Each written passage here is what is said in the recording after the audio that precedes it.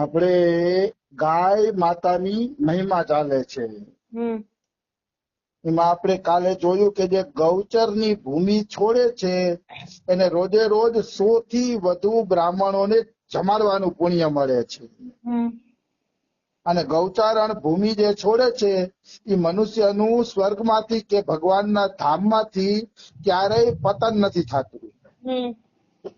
પછી શું કહે છે, આગળ વધીએ કે જે મનુષ્ય ગૌચર ભૂમિ ઉપર રોક લગાવે છે એટલે કે પોતાનો અધિકાર જમાવે છે અને ગૌચર ભૂમિના પવિત્ર વૃક્ષોને કાપે છે તો એની 21 પેઢી રૌરવ નરકમાં જાય છે.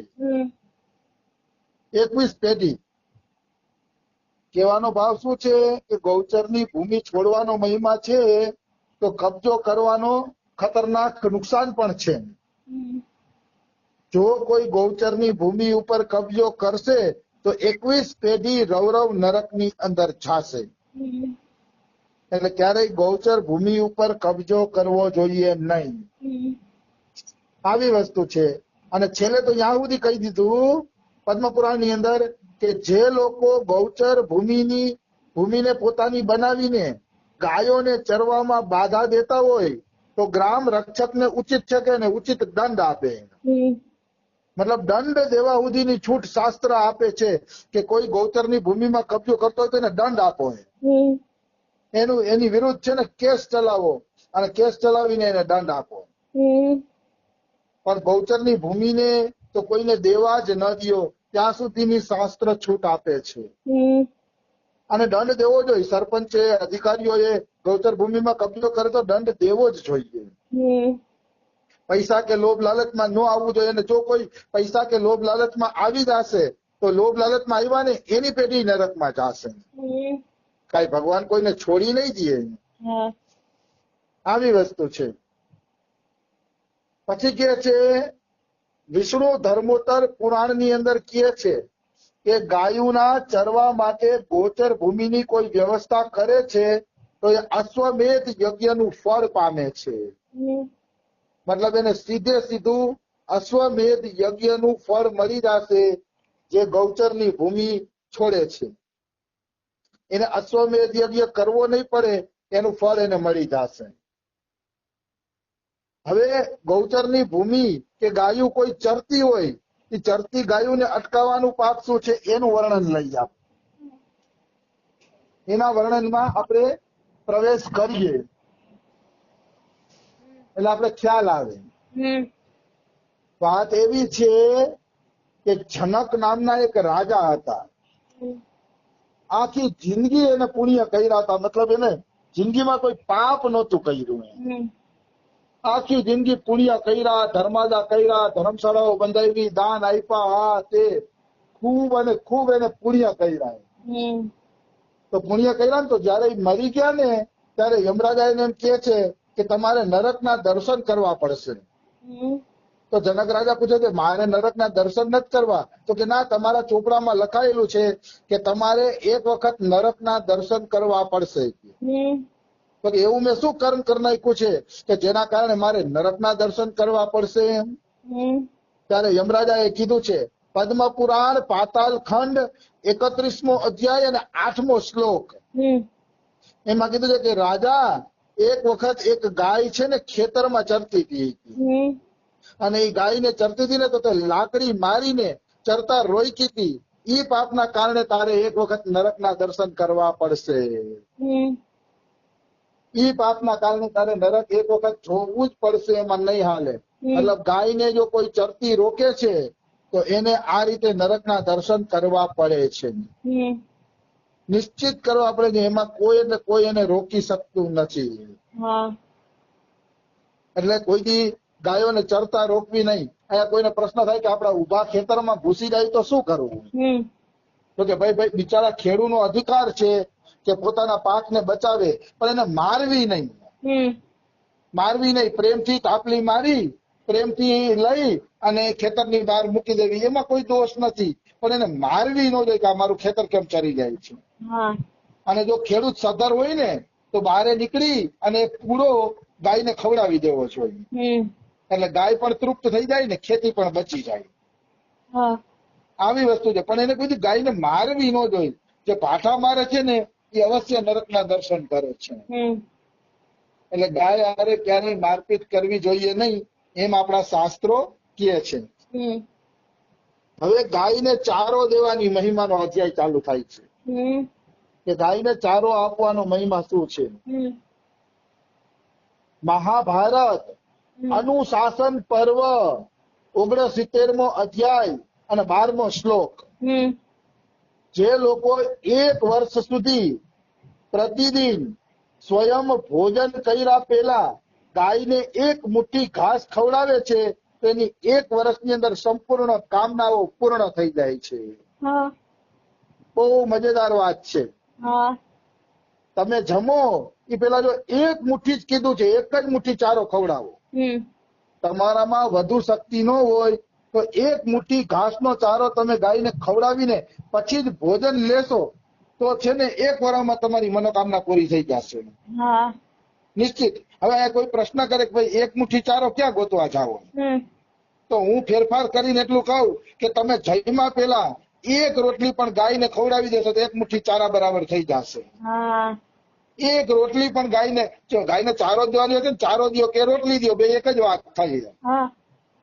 તો 1 રોટલી પણ તમે ગાયને આપી દો છો જમ્યા પહેલા, 1 રોટલી ગાયની બનાવો છો તો 1 વર્ષમાં તમારી બધી મનોકામનાઓ પૂરી થઈ જશે.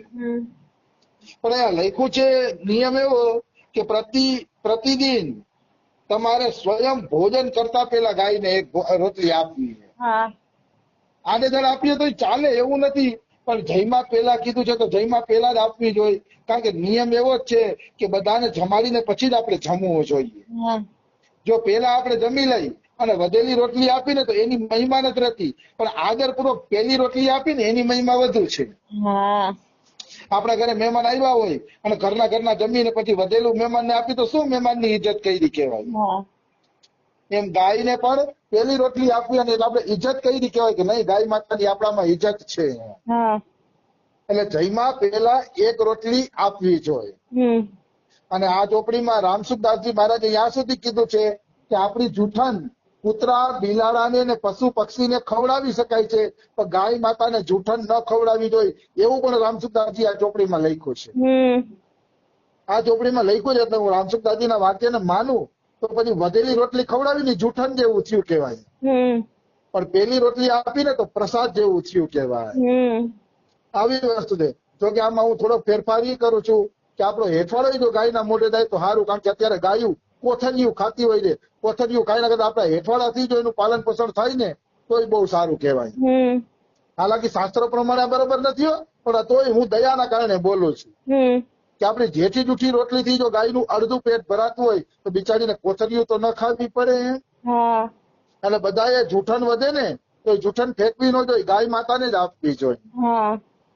હાલાકી શાસ્ત્ર ના પાડે છે તો મારી તરફથી બોલું છું કે ઈ બાને ગાયો નું પેટ ભરાય. ઘણી ગાયો કોથળી કાગડિયા ખાતી હોય તો આપણે દયા આવે કે આપણી જૂઠણની રોટલી ખાઈ તો સારું. એટલે આ રીતે ગાય માતાની આપણે સેવા કરશી તો 1 વર્ષમાં મનોકામના પૂર્ણ થશે. પછી બૃહદ પરાશર સ્મૃતિમાં લખ્યું છે જે લોકો ગાયોને પ્રતિદિન જલ પીવડાવે છે અને ઘાસ ખવડાવે છે, ભોજન પ્રદાન કરે છે તો એને અશ્વમેઘ યજ્ઞ સમાન પુણ્ય પ્રાપ્ત થાય છે. એમાં કોઈ પણ પ્રકારનો સંશય નથી. અશ્વમેઘ યજ્ઞ ક્યારે કોઈ કરી શકે? અશ્વ એટલે ઘોડો. આખા સંસારમાં ઘોડો દોડીને પાછો આવે ત્યારે તમારો અશ્વમેઘ યજ્ઞ પૂરો થાય. ઈ અશ્વમેઘ યજ્ઞ કોણ કરી શકે? અત્યારના માણસો શું કરી શકવાના છે? પણ ઈ યજ્ઞનું પુણ્ય ગાયને ઘાસ ખવડાવવાથી મળી જાય છે. એમાં કોઈ એટલે કોઈ પણ પ્રકારની શંકા નથી. આવી વસ્તુ છે. હવે આપણે આગળ વધીએ તો જો ગાયને ચારો આપવાનો મહિમા કેટલો છે. તીર્થ સ્થાનોમાં જવાથી હું એક વસ્તુ સમજાવતો જાઉં વિસ્તારથી. માનો એક જણો તીર્થોમાં ભ્રમણ કરે છે તો એ તીર્થોમાં ભ્રમણ કરવાનું જે પુણ્ય છે એ પુણ્ય ગાયને ચારો ખવડાવવાને મળી જશે. તીર્થોમાં તમારે જવાની જરૂર નથી. તીર્થોમાં જવા કરતા જો ગાયોને ઘાસ ખવડાવી દેશો તો તીર્થોમાં જવાનું પુણ્ય મળી જશે. હા, કોઈ તીર્થોમાં સાધુ સંગ કરવાના કારણે જાય તો વાત આખી અલગ છે. સાધુ સંગ કરવા સત્સંગ માટે જાય તો એ અલગ વાત છે. તો પુણ્ય માટે કોઈ તીર્થ જતું હોય તો પુણ્ય માટે તીર્થમાં જવાની જરૂર નથી, ગાયને ઘાસ ખવડાવી દે. તીર્થોમાં જવા કરતા વધારે ફળ મળશે. પછી કે બ્રાહ્મણને ભોજન કરાવવાથી જે પુણ્ય થાય છે, મતલબ સંસારમાં જેટલા બ્રાહ્મણો છે એ બ્રાહ્મણોને ભોજન કરાવવા જે પુણ્ય થાય છે એ ગાયને ઘાસ આપવાથી થઈ જાય છે. બ્રાહ્મણ ભોજન કરતા ગાયને ઘાસ આપવું સારું, કારણ કે બ્રાહ્મણ તો ચૂચું પેપે કરશે કે રોટલી નો બનાવી, શીરો નો બનાવ્યો, મિષ્ટાન નો બનાવ્યું, ઓલું નો બનાવ્યું, તો ચેચે પેપે કરશે. પણ ગાય કાંઈ ચેચે પેપે નહીં કરે, ઘાસ ખવડાવશો ને તો બિચારી ખુશ થઈ જશે.